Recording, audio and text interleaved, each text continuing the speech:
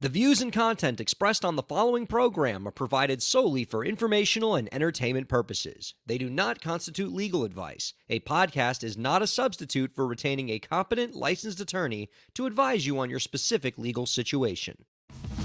Break the business, play is work and work is play. Power in the creators, have fun along the way. Break the business, doing what it takes. Celebrate success and learn from the mistakes. How's it going, everybody? Welcome to the show. It is time for Break the Business, where we empower indie creators and have some fun along the way. I'm Ryan Kairalla, and it is a pleasure to have you here this week. Oh my goodness, we got ourselves a program. Lots of great topics. Great guests this week. Singer-songwriter ZZ Ward's going to be joining us in the second segment. I'm stoked about it. I'm also stoked for our co-host this week, Ms. Katie Zaccardi, joining us. Hi, Katie. Hello, hello. Hello, indeed. My fellow comrade in TikTok arms, Katie Zaccardi.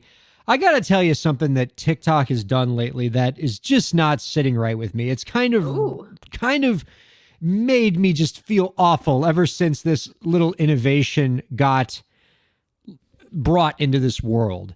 Okay. I was having a good day today.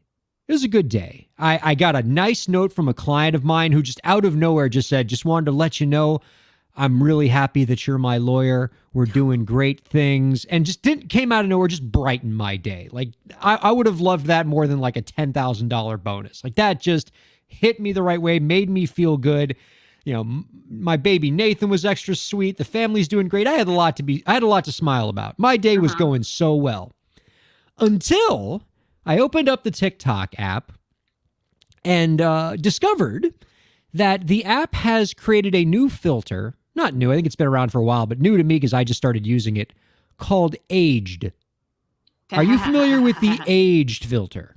Yes. So for the uninitiated, the Aged filter is a filter on TikTok that shows you what you would look like as an old person.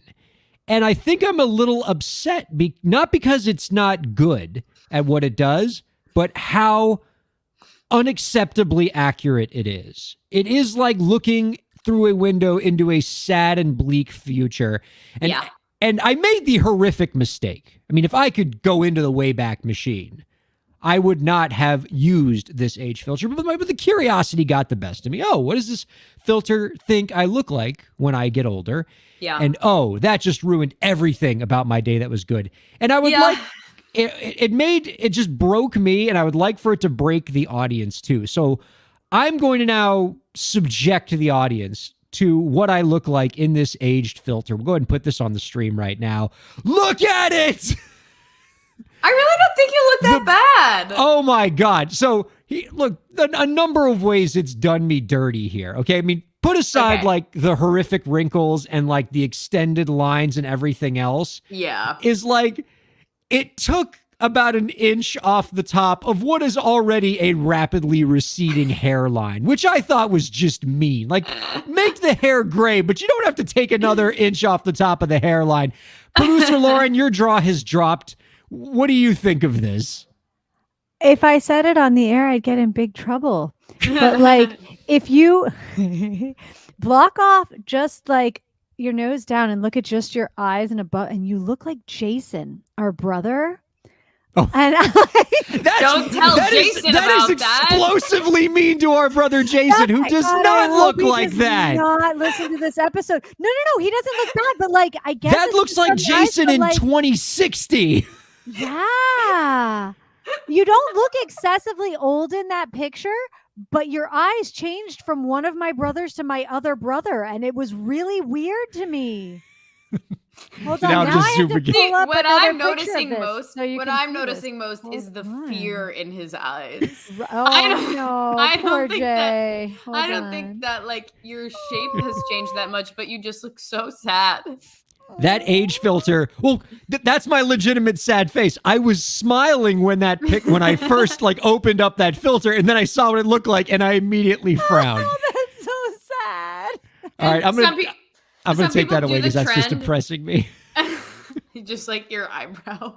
Yeah, just zoom in on my crusty old person eyebrow. Oh my gosh. So yeah, TikTok ruined my life in that regard. But yeah, same. but because we're doing the show now and I'm here with you, like I'm starting to pick my spirits back up again. But oh my God, I hate how good these filters are getting. I hate it so much. And the dermatologists are like, yeah, this is accurate. I'm like, I'm going to have to do lymphatic drainage every day of my life or something because I have like, as you can probably tell, very cheeky cheeks. Like I got like baby cheeks, but older, it's like, the lines they put it on my face, I'm like, okay. You've done this too? Oh yeah. Probably only once or twice because I think I did it once and I was like, that was awful. And then everyone's like, the key is you have to do it in natural light. And maybe if you have makeup on, it'll look a little better. Did it again. Still awful. I said, I'm just going to choose to believe this is inaccurate and close this app because I can't. Like there horrible. are a bunch of teenagers out there who are hoping that if they're men, they're going to look like Robert Wagner, and like women are hoping to look like Sally Field, and instead we all just look the way I looked in that picture, and it's absolutely heartbreaking. Yeah, a little bit. But TikTok has positive things as well. Later in the show, I do want to talk about one of your TikTok videos that you put out recently. You put out some great content as an artist coach, Katie, and there was one video in particular that came out since we last had you on. That I was like, ooh, I got to talk to Katie more about that because that sounds pretty cool. But before we get into that, I have some entertainment law news this week. I hope this is the right button. Nope, that's not it. You killed innocent people. The means to an end. You started a massacre. I caused the revolution. You betrayed the law. Producer Lauren saying the volume wasn't high enough on that, and I cannot have that amazing quote from Judge Dredd not at full volume. So one more time. Why did you judge me? You killed innocent people. The means to an end. You started a massacre. I caused the revolution. You betrayed the law. One of these days, he'll just send me those audio files, and I'll take care of that. Never. That would be too efficient. Well, because I didn't decide until right that last second that I wanted to play the show sound, and that was a mistake. This is what happens when you do live. This is live theater, folks. So we have some entertainment law news this week. You might think this is pretty interesting, Katie. I don't know how closely you're following the clown car that is the current Republican presidential race, but there is normally I wouldn't bring it up on this show, except there happened to be a little bit of an intersection between that race and entertainment law. Yeah. It happened started on August 12th. Republican presidential candidate Vivek Ramaswamy is at the Iowa State Fair, and he performs a karaoke version of Eminem's 2002 hit song, Lose Yourself. Not a song that you would expect a candidate running for president to not only play at his campaign event, but him to actually perform it live. He did like a karaoke version of it. I mean, you're not going to see like Pat Buchanan doing that. You don't see that every day. Yeah. But again, this is a new generation of presidential candidate. Like, I mean, he's 38, I'm 37. So like for the first time, we're actually seeing presidential candidates that are in our generation, or at least in my generation. I'm not going to bury you before you're dead yet, Katie Zaccardi, but, thank you. But yeah, but anyway, he performs this, and, about 2 weeks later on August 23rd, Eminem's performance rights organization, BMI, sends the Ramaswamy campaign a letter saying that his campaign can no longer publicly perform Eminem's music, that Eminem does not want candidate Ramaswamy to use his song. Now, if you've listened to this show, viewers and listeners, you know that artists taking issue with politicians using their music is not a new thing. It has a long and glorious tradition that we've chronicled on this show before. Bruce Springsteen told Ronald Reagan to stop playing Born in the USA. Bob Dole and Pat Buchanan's campaigns got notifications from Bruce Springsteen as well. Bobby McFerrin said to George H.W. Bush, don't use, don't worry, be happy. Sam and Dave said no to Barack Obama using Hold On, I'm Coming. My favorite version of these, like, artists telling candidates to not use their music, a couple of them that I think are hilarious. Dropkick Murphys, when the Scott Walker campaign, when he was running for president, when they found out that he was using their song I'm Shipping Up to Boston, they tweeted at Scott Walker with the quote, please stop using our music in any way We literally hate you. Love, Dropkick Murphys. I mean, that's just,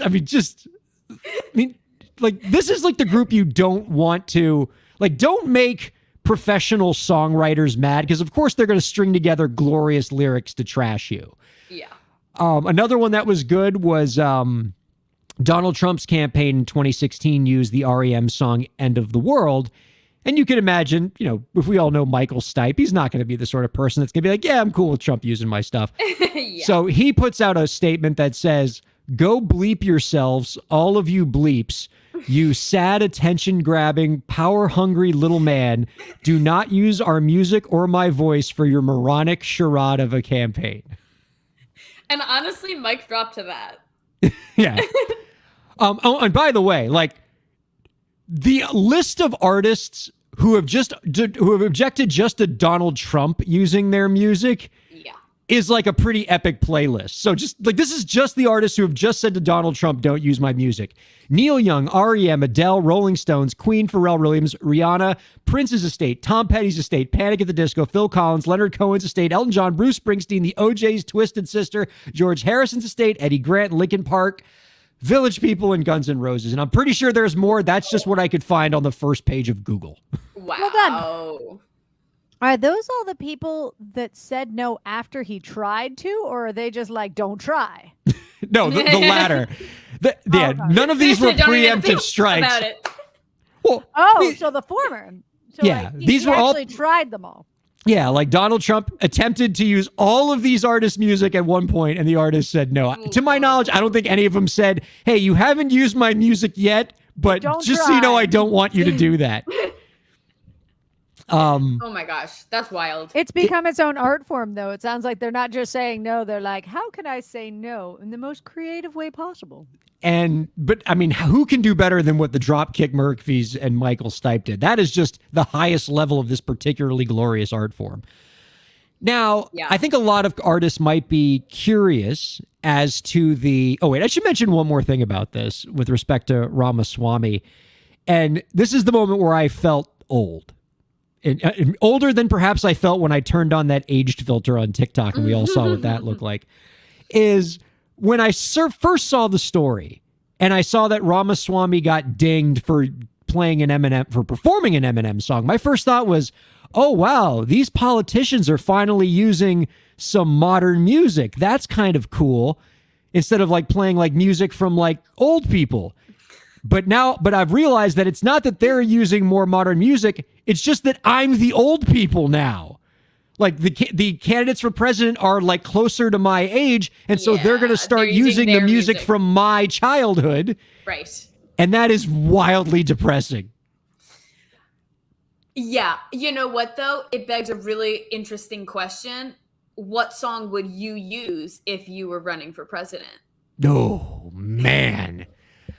Oh, see, and this is why I would lose the campaign, because I would immediately start playing like probably the most formative music of my life, which is like sad, wussy college indie rock music. Yeah. Like I would try to get my supporters riled up to fight for me, and then you just hear some Ben Gibbard music coming out. Like I'm trying to like get everybody super stoked, and they just hear "Love of mine, someday you will die, but I'll be close behind." And I get 0 electoral votes. This is why I can't be president. My apologies to any Ben Gibbard fans who were very, very saddened by my impression just now.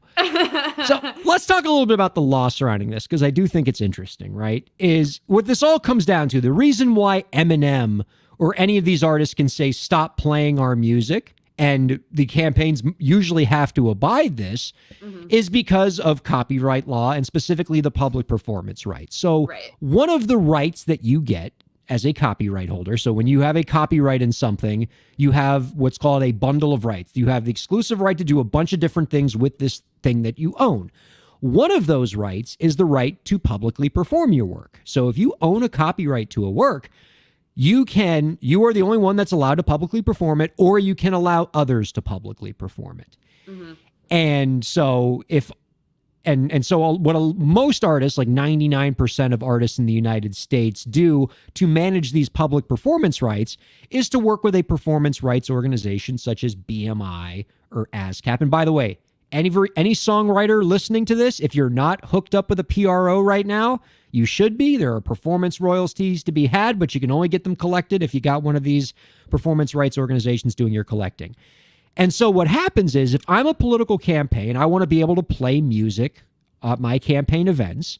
And so what I will do is I will go to ASCAP and BMI, who represent the vast majority of American songwriters, and purchase what is called a political entities license, where I say I pay money to these two organizations, and that gives me the blanket right to perform any song in either of these ASCAP or BMI catalogs and play them at my campaign events. And so since Eminem is a BMI artist, Vivek Ramaswamy was permitted to publicly perform an Eminem song, be that through the way most candidates do it, where it's just like the recording's playing over a loudspeaker, or the way Vivek Ramaswamy does it, where he actually literally did his own karaoke performance of the Eminem song.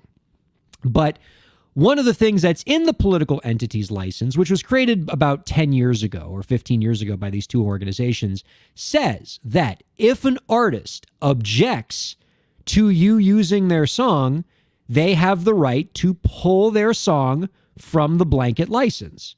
And that prevents a situation where where a political campaign is going to perform a song and the artist doesn't agree with the politics of that candidate. So that's what happened here. Eminem said, I don't want the Ramaswamy campaign playing my song, and I certainly don't want this candidate rapping my lyrics to a bunch of people at an Iowa State fair. And so BMI had to send the notice to Vivek Ramaswamy saying Eminem has pulled his song from your list of songs, so you can't use Eminem's song anymore. You got to use somebody else's. And so that's kind of how that one turned out. And I still think that, like, if I were advising a political campaign, and I think this is kind of an important point, and it's something I've recommended for a while when we've talked about stories like this, is if I were representing a political campaign, I wouldn't rely on this political entity's license to get permission to use my songs, because you always run this risk of an artist saying, oh, I hate that person. I'm going to not only tell them to stop using my music, but I'm going to make like a PR stunt out of it where it's going to become news. And now Vivek Ramaswamy gets embarrassed. So if I'm running for office, among the things I'm doing is going out to artists and saying to them, hey, I'm running for office. Can I use your music? Do you support my politics enough? Do you find me to be a palatable enough candidate that if I were to play your music, you're not going to make me look bad in a news cycle by sending me a nasty gram letter or telling BMI to pull my song from your political entities license that you purchased? And that's got to be the path forward, because we get these stories every year, and these campaigns still don't learn. They still get hit with these time after time. Yeah, I totally agree with you. And I feel like there's an opportunity for partnership or synergy, or at least just literally not getting in trouble by just doing a little bit of outreach beforehand instead of this. And what's funny about this approach is that, like, you have to kind of use the artist's song and then have them actively not like it in order for them to say, don't use my music, because it's, I'm assuming most artists are not wasting their time being like, hey, make sure that I'm not a part of this blanket license. Like, they have to be provoked into it, kind of. But then you're right, it ends up being this bad press. And I know some people say, like, all press is good press, but I don't know about that when you're running a political campaign and then somebody's being like, I literally hate you. Yeah. You are the worst. Don't use my music. I agree with you. I think it's like embarrassing, especially when you're doing karaoke. Yeah. Oh my God. That's the worst. Like, imagine, because like Vivek Ramaswamy, like, you're not going to learn every word to lose yourself unless this was like a really pivotal song for you growing up, right? Like, this is obvious. Like, he obviously loves this song. It's probably one of his favorites. And imagine, like, you're running for president, you're performing this song, and the artist who wrote one of your favorite songs is telling you, stop performing my song. That would be like if Ben Gibbard were to tell me, stop singing I Will Follow You to the Dark. Like, Like I wouldn't be able to get out of bed. Yeah. Yeah. Also, it's giving like, I just want attention. Like, why did you have to do karaoke too? What is the meaning behind this song that you thought it'll really resonate with the American people and my message? Like, it feels super just self-indulgent. Like, literally not even touching on the politics of it at all, but just like, it feels so self-indulgent. And for it to backfire, I'm sorry, is really funny. But I mean, and not even just that you think it's going to resonate with the American people, but that you think it's going to specifically resonate with people from Iowa. It's like, you know what people in Iowa love? Aggressive hip hop music. You know what will make me more likable? Rapping to a song that I don't have the rights to. That's right. Oh my God. No. So yeah, what I've learned is when I run for president, my first phone call is not going to be to like campaign donors. It's going to be to Ben Gibbard. So that like after I give my big speech where I close it with, all right, everybody, let's get this thing going and we're going to go on and we're going to win this thing. Yeah. Love of mine, someday you will die. It's kind of a bop, though. I like it. I mean, I want to live where soul meets body. It's not going to hit quite the same as Eminem. Maybe they'll do a remix for you. Make it a little more upbeat. See, that's why we got to get Death Cab on the ground floor of this campaign. Yeah, I got to get creative about it. All right. We will have our guest ZZ Ward coming in a little bit, but a couple more things. While we are on the subject of TikTok, Katie, before we do our AI Overlord tip of the week, I would love to have you tell us a little bit about the TikToks that you've been making lately. I want to make this a regular thing where every month that we have you on, there's always at least one, if not more, banger of a TikTok video that you make that I want to highlight for the viewers and listeners and talk to you more about. And you put out a pretty terrific one a few days ago about how to get your fans to support you. Lauren, can you play this for us? Your fans want to pay you, but you have to give them the opportunity to do so. Think of an artist that you are a super fan for, whether it is a giant artist or an independent artist. When they announce a show or a gig or a tour, what do? You buy tickets. When they release merch, what do? You buy merch. When they launch a Patreon or have some sort of VIP experience, you probably consider joining. You are no different from the artist that you love. Your fans want to support you and they want to pay you. But in order for that to happen, you need two things. You need an offer or offers. So for instance, you need a show that they can go to, or you need merch to sell, or you need a Patreon. And number two, you need to promote that thing. And I don't just mean once, I mean regularly. You need to give your fans the opportunity to support you. Otherwise, it's no wonder you're not making money as a musician. If you don't have an offer yet, start there. If you do, start talking about it. Your fans. Such an excellent point, Katie. And it really is a missed opportunity for a lot of indie creators where they have the fans, they're putting out, great content that's engaging, but for the most part, the only consumable content they are giving their fans is stuff that's free. Yeah. Whether it's music for them to stream or videos for them to watch for free, but there's no monetary way that you're giving fans to support you. You don't have a Bandcamp account, you don't have Patreon, you don't have a merch store, and it's a big miss for a lot of creators. And I'm glad you recognized it. Tell us more about this. Yeah, well, I think you're spot on that just a lot of musicians will kind of start out, and maybe this is also a wake-up call for people because, listen, I'm a coach. I talk to musicians every day, and a lot of the days I hear, I don't have the money, I'm not making any money, it's so stressful, it's so hard to make money in music. And I totally understand that. A lot of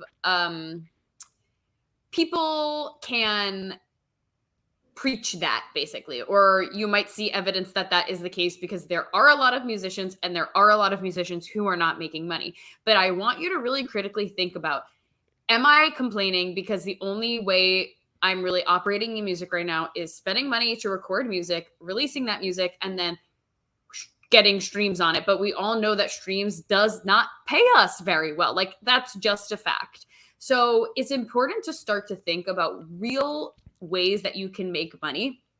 Offers like Patreon, like gigging regularly, whether you plan a tour in your town, in your tri-state area, across the country, whatever works for you, or even just getting high paying like gigs working at weddings or working at your local farmers market or whatever it might be. There are opportunities for gigs there.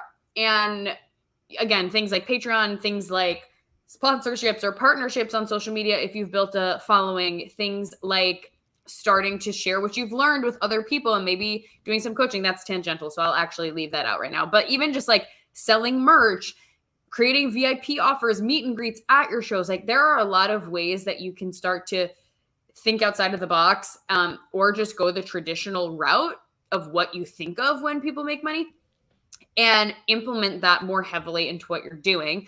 But the most important thing, because you might be thinking to yourself, okay, yeah, Katie, but like I have some merch, I created some merch, or I even have a Patreon, but I'm just still not making it happen. The thing is that in order to get your audience to take action, they have to know about it. And they have to also go from knowing about it to taking the action to buy the tickets. And it's really common, I think, for your smaller artists to feel like nobody wants to see my stuff or nobody wants to buy my stuff because I'm small. But the reality is when you emotionally invest in an artist because you really relate to their music, I will bet you that you like buy their merch or even just go to their local show or find a way that you can support them. And that is the same for you as the artist. Like your fans really do want to support you, but if they don't know what's going on, they can't support you. And again, not only do they not have to know what's going on, but you have to be talking about it enough that they remember and take the action to pay you. Because, I think that this stat is probably outdated by now, but they say it takes people like 7 times to see something before they buy in. And whether it's more or less than that now, I think that it's, we'll just use the number 7. So it's like they need to see 7 posts on social media or 7 emails for someone to say, oh yeah, I recognize that they're having a show. Let me actually buy tickets to that show, or let me actually buy this merch. So while a lot of musicians are putting in the work and they're being really creative about ways that they can make money, where you might be going wrong if you're still not seeing that income come in is that you're just not talking about it enough. And I know it can feel salesy, but working it into your content and just making sure that you are making your audience aware of it is going to make a huge difference. Simple, but effective. That's 7 things, really, where people need to see something 7 times before they make a move on it and purchase it or whatever. Mm-hmm. That is so true in my own life. Even when I'm scrolling TikTok, there's so many ads that I see on TikTok where the first time I see it, I say, that's so stupid. Yeah. And by the 7th time, I've already bought it. Like, honestly, I am 1 more away. I got the first 6. I am 1 away from getting that stupid purple toothpaste. Yeah. That like they sell on TikTok. They have this other thing on TikTok where it's like, all it is this little thing that you hit you can put a little button on your phone and it like pushes down on stuff. So like if you have a switch, like say a computer CPU, it'll push down the on switch, like, and you just have to tap it via Bluetooth. And like my CPU is like under my desk. So like the first time I saw that, I'm like, this is a stupid ad. I'm never going to get this. And I'm probably going to wind up getting it after the 7th time because I'm like, you know what? I really actually do need that. Yeah. And artist merch is absolutely the same thing. You can't expect, especially when you're talking about separating people from their money, you're not going to be able to do it on the first pitch. And, but if you make it part of your narrative and find the right balance between reminding them without, annoying the crap out of them, you can achieve a lot of good stuff there. And don't be afraid to get creative with the stuff that you sell too. Our guest coming up in the next segment, ZZ Ward, is an amazing example of this. She actually sells her own line of fedoras that she makes herself, and they look amazing. Yeah. And so if you have something that you are really good at making, we had a guest, Mary Jennings, on the show, has been on a few times. She makes her own bolo ties and sells them. If there's something that you're really good at making that kind of shows off your personality, that can be a great thing to sell your fans because like that's unique, right? Like everybody's got a t-shirt of their favorite artist. How many of them have a bolo tie or a fedora hat from their favorite artist? That's really cool. Yeah, and I don't remember if we talked about this when it was happening, but did we ever talk about If I Were a Fish when that went viral on TikTok? Like we must have, right? If I Were a Fish. Oh, okay. Well, a few months ago, Okay. I wish we could pull it up, but a few months ago, these two musicians went viral on TikTok because they wrote a song and it was like, if I were a fish and you caught me, I'd say, look at that fish. And like basically they had like written it after a hard day or something, but their energy was like so infectious. It went super viral. People loved it. You know, it had its like 15 minutes in the spotlight. But I just saw this week that they wrote, or they like have a children's book that's coming out now.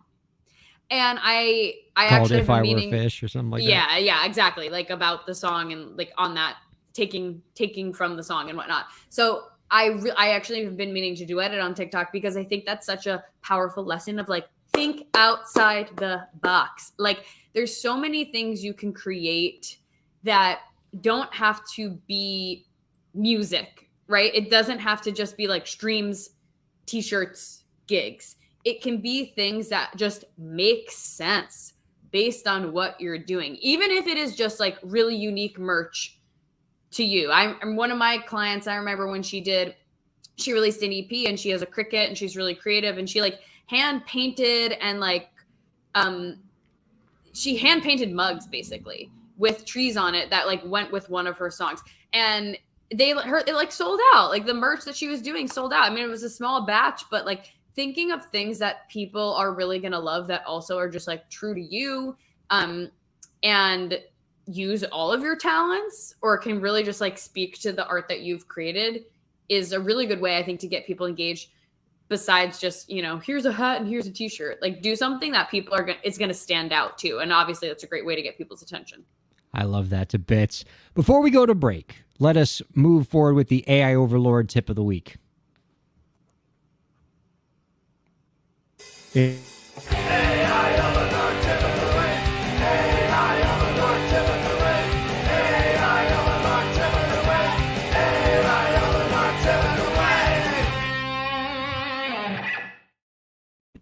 This week, the AI Overlord has a little something to say for us about content calendars. A content calendar isn't just a planner. It's your creative compass. Mapping out your content in advance gives you the space to envision the larger narrative of your work. By establishing consistent publishing dates, you not only build trust with your audience, but also allow yourself the peace of mind to produce quality over quantity. Additionally, this foresight helps in managing resources, avoiding last-minute scrambles, and ensuring that your content aligns with broader goals or timely events.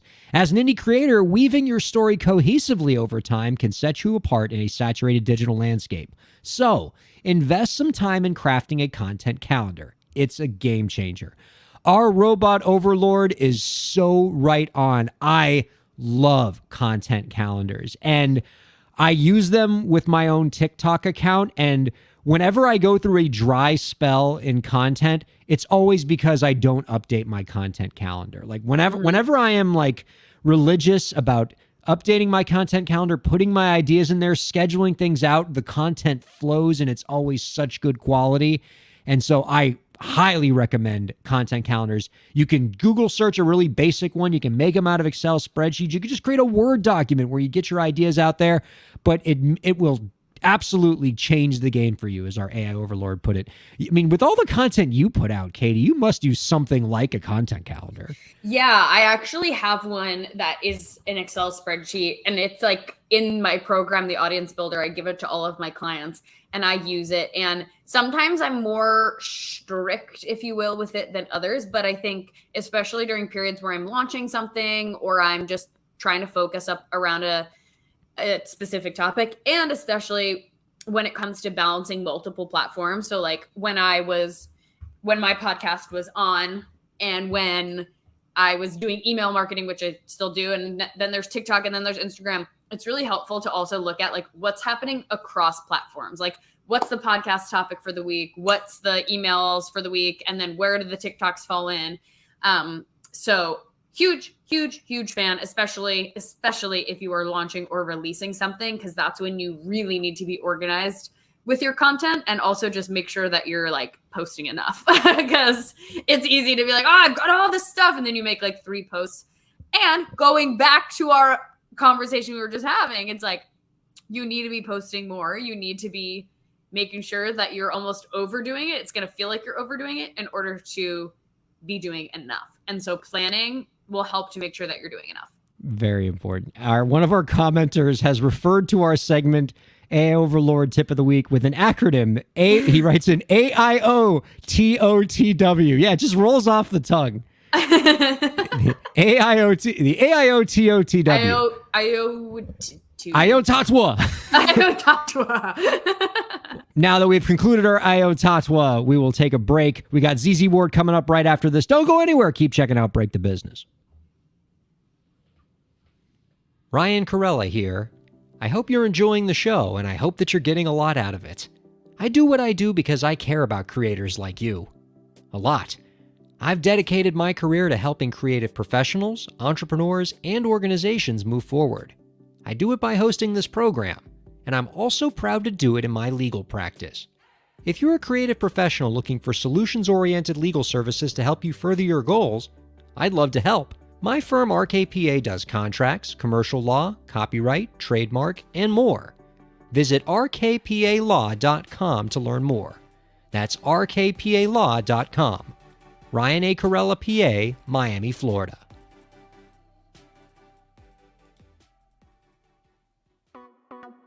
Streaming services for Break the Business provided by LEK Entertainment. LEK Entertainment is a full-service entertainment company offering everything from consultations to full-scale events and productions, including audio and video productions, voiceovers, staged theatrical productions, script and music development, and streaming services. For more information, visit lekentertainment.com. LEK Entertainment wants to help you bring your story to life.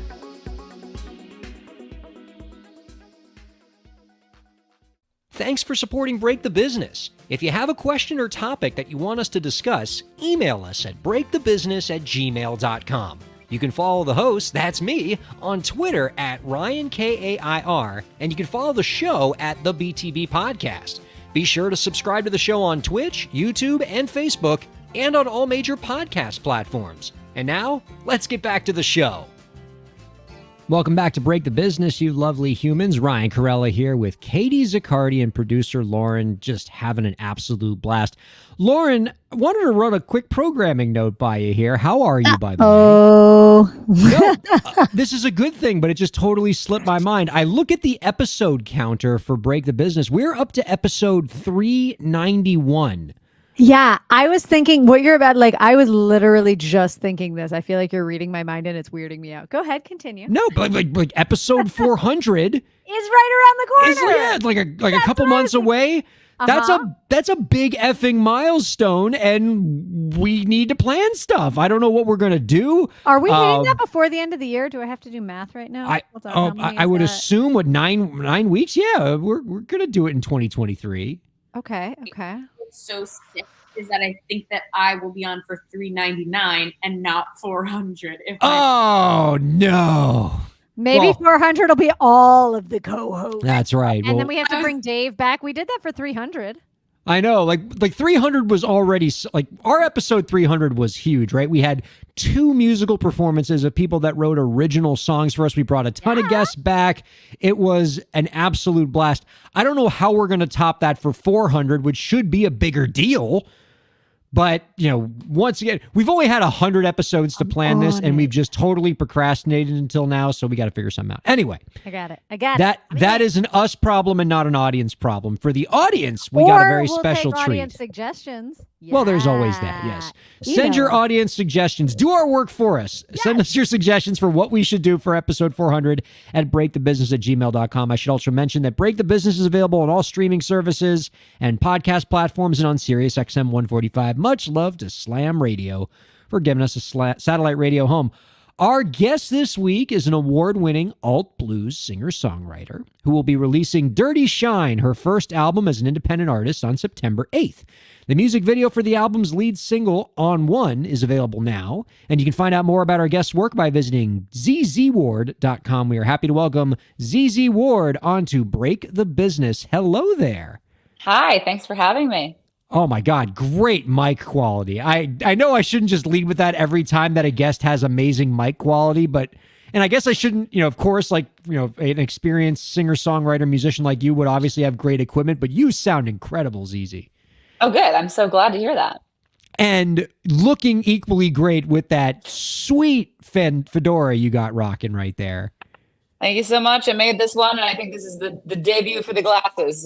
In my old age now, I'm like rocking glasses to see y'all. So, hey. I love fedoras. I love fedoras. I love fedoras. And I did not know that in my pre-show thing. And he said that. I'm sorry I had to pop on because I was like, I want a fedora now. So either in the private chat or like publicly to all of our audience, I need to know where to get one because I need one. There you go. Well, all right. I mean, since producer Lauren brought it up, let's learn a little bit more about the fedora. So from what I read about you, because I actually did the show prep, the fedora and your love of it sort of began with your own experience as a performer. I believe you would get nervous before shows, and your solution to handle those nerves was putting on that really sweet piece of headwear that you have, and that sort of began your love affair with the fedora. Do I have this right? You have it right. I mean, it really came from my love of the blues, listening to blues music growing up. And artists like Muddy Waters would wear a fedora. So when I was trying to kind of like, go out there and sing in front of people, I would get so nervous. I would shake. Like I had tremors in my body. Like I couldn't even sing right. That I was like, how could I feel like, these blues artists that I'm looking up to? And so that was kind of like the fedora became sort of my cape that I would put on to feel more confident than I was. And it's like, I don't know. It's like a goy, I guess. I just can't live without it. I can't go on stage without it. I think maybe I played a couple of shows without it, but I don't know. It just makes me feel more comfortable. So It looks really cool. And you didn't sort of just stop with using it as a performance tool. You carried this love of the fedora into a bit of a business for yourself. As you noted before, you make and sell your own fedoras. You make them in your house, I believe. Tell us about this, because this is cool, and it fits in with what we were talking about in the prior segment about artists creating unique merch and merch that speaks to their personality. Yeah, it was wild hearing you guys talk about this. I'm definitely in the right place because like this is my whole life right now. More so than it's ever been before, because I was signed to a major for like 10 years and now I'm independent. And I was always a hustler, but I'm hustling even more. So yeah, I when I first started wearing them, like, and putting my music out professionally, like nobody was really making them. Like I couldn't really find many places to get them. So over the years, like at one point I had like a partnership with a company and then they would make them for me, but I felt really limited to like what I could come up with. They could only do a few shapes and things like that. And so over the years I was like, I want to learn how to make them. I'm desperate to learn how to make these. What do I do? How do I learn this? So I went and found a milliner that would give me lessons, and I learned how to make my own hats. I do make them at my house. It's not really anything. I mean, like, there's like a guy named Nick Lacroix, I think he's pronounced his name, and he has like these videos on his website where he's like steaming the fedoras and there's like fire and he lights it on fire and he's in like this dude. Like I make these things like right here in my recording studio. Like I put them out in the sun to dry. Like, I make them at my house and I make them on the tour bus and I make them in hotels when I'm playing gigs. Like, but the thing with it is, they're very important to me. I'm putting my hands on these hats. I'm putting, these designs are my designs. So like, it's like what you were talking about, where it's like your fans can have something that is just it's a different way to connect with an artist that you love. It's like something that I love that I hopefully can get to somebody that they can wear that, and then that can help them in their life in some way, make them feel good, make them feel empowered. So yeah, I have my own line. It's called Dirty Shine Millinery, and it's up on my website. So yeah. you should be prepared for the fact that our producer is about to clean you out. I hope that you have adequate supply to help her satiate her insatiable fedora lust. Well, you better get them quick, because the truth is I'm about to go on the road in like on Tuesday I'm leaving. I'm going on the road, and we're turning the part of the store off because I'm basically bringing everything. I'm slinging everything, bringing a lot of stuff with me that I'll sell on the road. And so part of my website that has become pretty, I've been growing my website. When I became independent, I was like, okay, how do I like get in touch with my fans more than I've ever got in touch with them before? Because now there's kind of like this less of a barrier between us. And it's been really, really fun. So I've definitely been able to make my website, you know, a lot more personable and a lot more me, a lot more connected to everything else that I'm doing, which we'll talk more about. And you know, there's a lot of different stuff on there. I mean, we'll talk to you more about the music videos that I'm making. There's stuff from the music videos that I'm selling in my store, so people can feel connected to the music videos that I'm making. There's the hats. I design all of my own merch. I'm not the one actually drawing it. I trace a lot of it, and then I have somebody actually good do it. but my ideas are behind it. So yeah, a lot of ways for people to have a special experience and connect with me. I feel like you've implied the problem I have with interviewing right now, which is there's so many different places I can take this interview, and time is a finite thing, right? Like we have your story as a label artist going independent, putting out an independent album for the first time. We have your amazing music videos, which Scout's honor we're going to get to, because incredible the music videos you put out, and it's really, really neat. But let's start with the first thing there, because I think that is important. You did mention that before, that this is your first album, Dirty Shine, your first album as an independent artist after being a label artist for many years. Can you tell us a little bit more about how it's different, you know, putting out an album with a label's backing versus the, you know, ability to be able to release something independently, have all of the benefits, but also all of the responsibilities that come with that? What's it sort of like? Yeah, I mean, there's definitely, I mean, on the real, there's pros and cons with it. You know, I'll say the positives first. The positives are definitely like, I have a new sense of freedom now that I never had before. You know what I mean? I can put out music that I love as frequently as I want, and I don't really have to answer to anybody other than the people. I still have people on my team. I still have a management team. I still have people that I bounce my writing ideas off of, producers that are very talented that will give me feedback. So there's still people giving feedback and things like that, but it's a little less like disconnected. Like there's a lot more freedom. So there's a lot more freedom, which is really, really fun. And I can explore that freedom in different ways beyond the music, to visuals, to touring, to whatever I want to do. And connect with my fans a lot more. And then the only con is really money, which is, that. You know, it's a big part of our lives. But yeah, I mean, like, you know, I think that I'm not gonna like, this is what this is all about, talking to you guys. I mean, we all know that the boat we're in as independent artists. I mean, we're competing against artists that have major label backing. That's a big difference, you know? But at the end of the day, you just got to be really creative and really clever and smart, and you got to spend money. I mean, that's the way that it goes. But, you know, just like you guys were talking about, if you're spending money, you got to figure out how to bring it back in. So you have to kind of like figure out, you know, ways to do that's fun for people. And so it's definitely a different gear to be in, but I think that it's even better for the fans than at least my fans, than it ever was before. So I dig that. And one of the things that your fans are getting with the Dirty Shine album and some of the music you're putting out now, are these really striking music videos, which I think calling them a music video is almost sort of diminishing what they are, because they really are just short films. Like, they have the production quality and the story of a mini movie.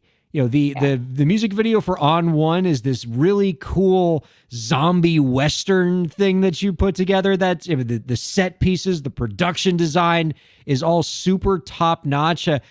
what drew you to sort of making these ambitious film projects? Is it the idea of just like, I'm an independent artist, I need something that's going to help, help me compete with the label artists and cut through the clutter?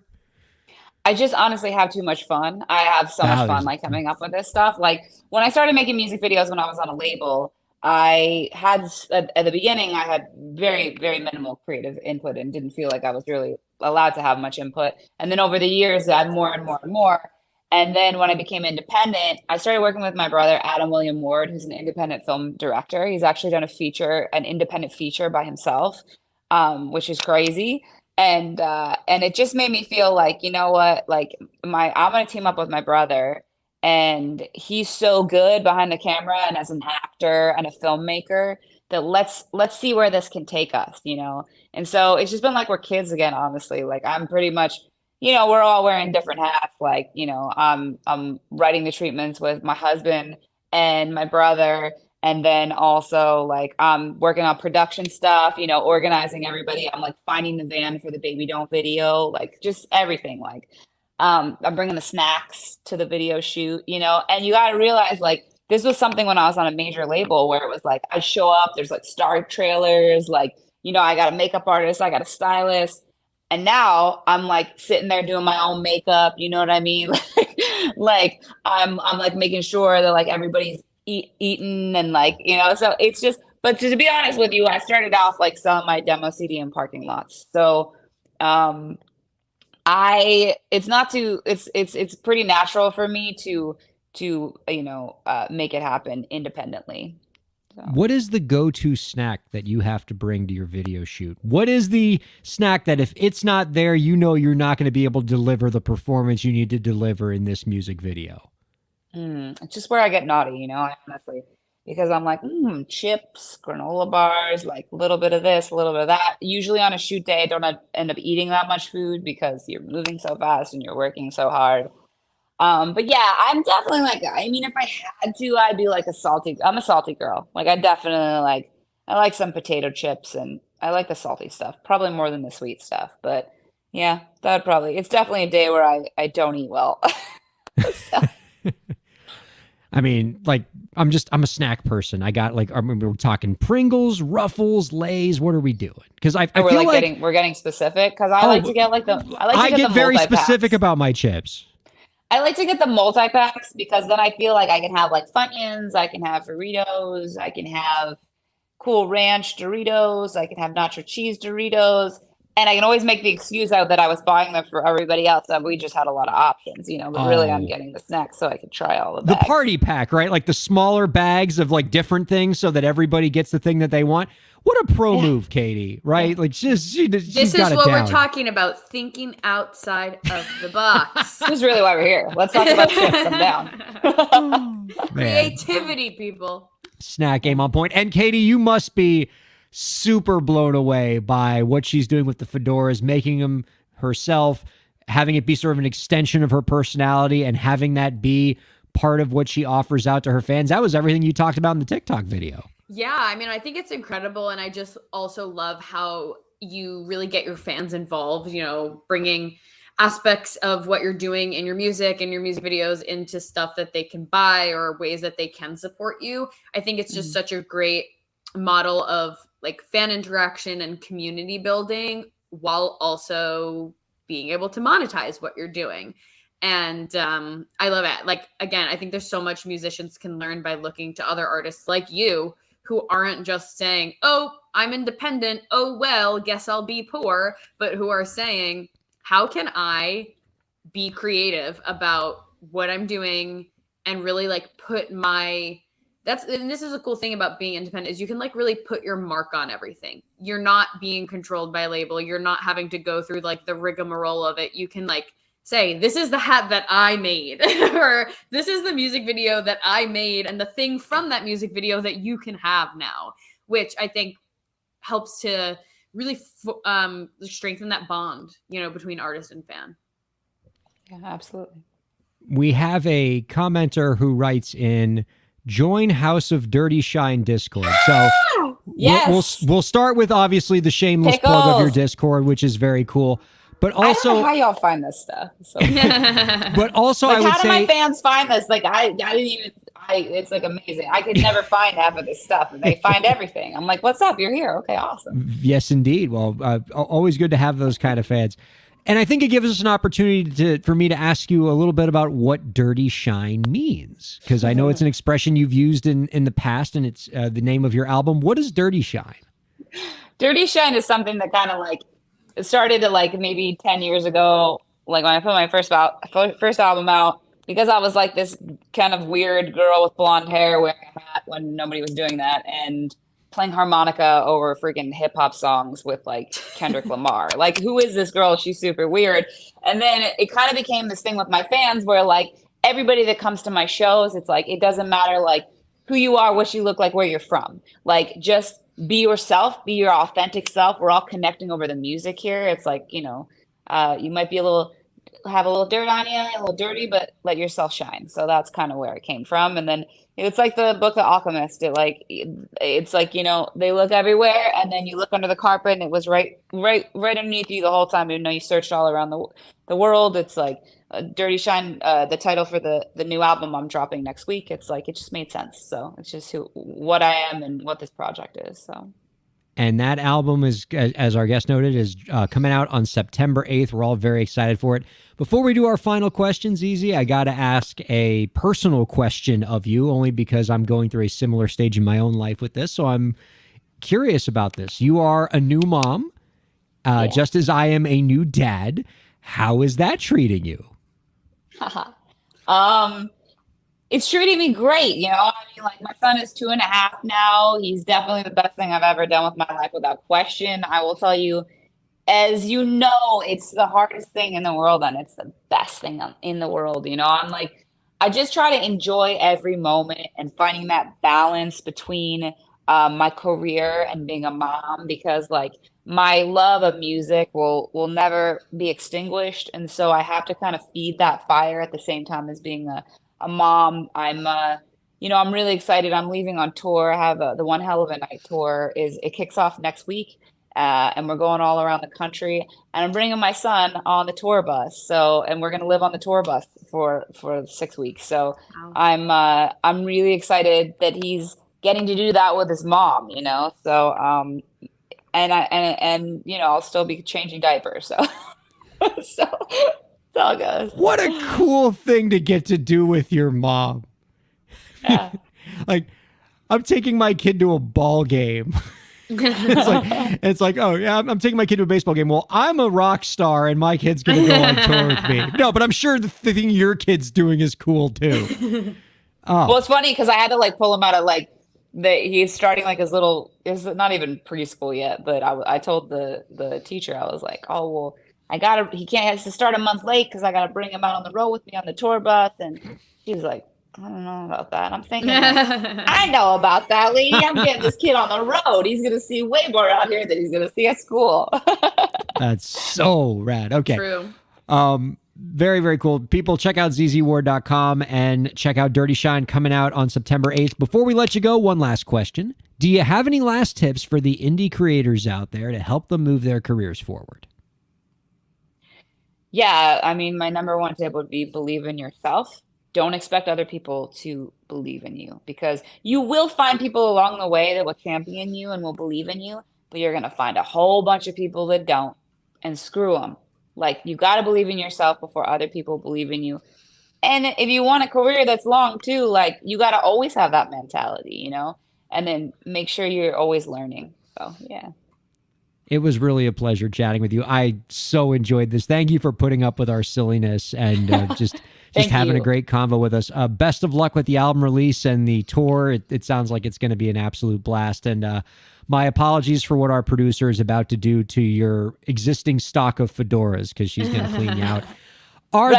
Bring it on. Our thanks to ZZ Ward, producer Lauren, Katie Zaccardi, and all you viewers and listeners. Next week's guest is Professor Tony Iliakostas of the New York Law School. That should be a blast. We're going to have some fun. Thank you all for checking out Break the Business. We'll see you next week. Thank you. Break the business, play is work and work is play. Power into creators, have fun along the way.